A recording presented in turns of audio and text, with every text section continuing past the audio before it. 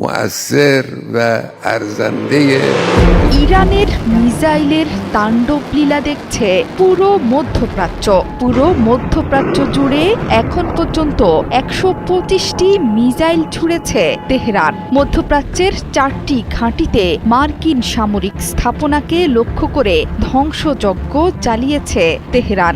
এর মধ্যে সবচেয়ে গুরুত্বপূর্ণ বাহরাইনে মার্কিন ৫ম নৌবহরের সদর দপ্তর। এত গুরুত্বপূর্ণ স্থাপনা থাকা সত্ত্বেও ইরানি মিসাইল কোনোভাবেই আটকাতে পারল না দেশটি। হামলার পর প্রকাশিত ভিডিওতে দেখা গেছে দেশটির রাজধানী মানামায় বিকট শব্দে বিস্ফোরণের পর ধোঁয়া উঠছে উপরের দিকে। ইরান স্পষ্ট করে জানিয়েছে সেখানে আঘাত হেনেছে তাদের শক্তিশালী মিসাইলের বহর। এর মধ্যেই ওই এলাকা থেকে সাধারণ মানুষকে সরিয়ে নিতে শুরু করেছে বাহরাইন।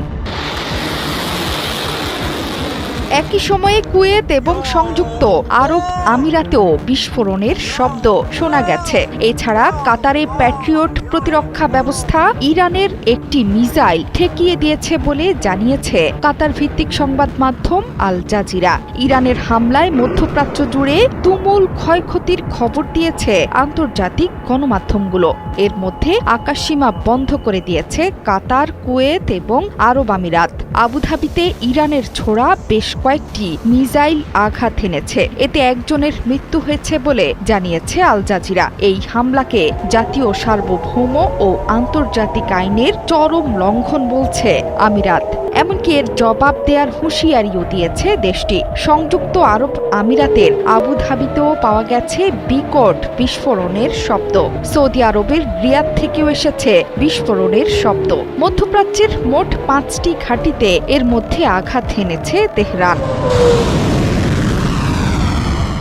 শনিবার সকালে ইরানে ইসরায়েলের আঘাতের পর 1 ঘণ্টাও সময় নেয়নি তেহরান। শত্রুর আগ্রাসনের জবাবে অধিকৃত ভূখণ্ডের দিকে প্রথম দফায় মিসাইল এবং ড্রোন হামলা শুরু করে তেহরান। প্রথম দফায় ইসরায়েলের আকাশসীমায় অন্তত 35টি ব্যালিস্টিক মিসাইল ছুড়েছে ইরান।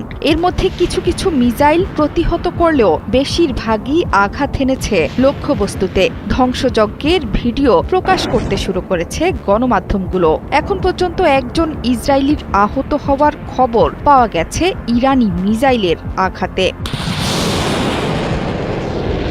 ইরানি মিসাইলের তাণ্ডবে দিক বিদিক ছুটছেন ইসরায়েলি জনগণ। হাসপাতাল থেকে শুরু করে সব জায়গাতেই ইরানি মিসাইলের ভয়ে নিরাপদ আশ্রয়ে যেতে মরিয়া ইহুদি জনগণ। দেশজুড়ে জাতীয় জরুরি অবস্থা ঘোষণা হয়েছে আগেই। সামনে আরও কঠিন সময় অপেক্ষা করছে ইসরায়েল তথা পুরো মধ্যপ্রাচ্যের জন্যে। জোহরা চৌধুরী সেতু, ৭১।